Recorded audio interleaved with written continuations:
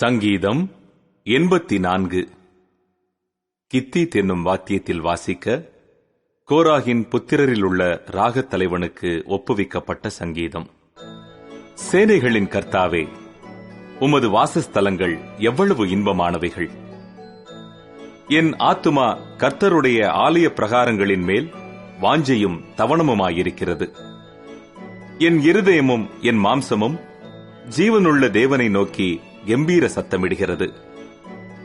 என் ராஜாவும் என் தேவனுமாகிய சேனைகளின் கர்த்தாவே, உம்முடைய பீடங்கள் அண்டையில் அடைக்கலான் குருவிக்கு வீடும் தகைவிலான் குருவிக்கு தன் குஞ்சுகளை வைக்கும் கூடும் கிடைத்ததே.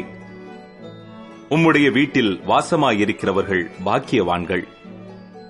அவர்கள் எப்பொழுதும் உம்மை துதித்துக் கொண்டிருப்பார்கள். உம்மிலே பலன் கொள்ளுகிற மனுஷனும் தங்கள் இருதயங்களில் செவ்வையான வழிகளை கொண்டிருக்கிறவர்களும் பாக்கியவான்கள். அழுகையின் பள்ளத்தாக்கை உருவ நடந்து அதை நீரூற்றாக்கிக் கொள்ளுகிறார்கள். மழையும் குளங்களை நிரப்பும். அவர்கள் பலத்தின் மேல் பலம் அடைந்து சீயோனிலே தேவ சந்நிதியில் வந்து காணப்படுவார்கள். சேனைகளின் தேவனாகிய கர்த்தாவே, என் விண்ணப்பத்தை கேளும். யாக்கோபின் தேவனே, செவிகொடும்.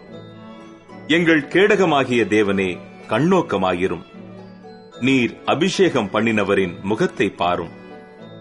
1000 நாளை பார்க்கிலும் உமது பிரகாரங்களில் செல்லும் ஒரே நாள் நல்லது.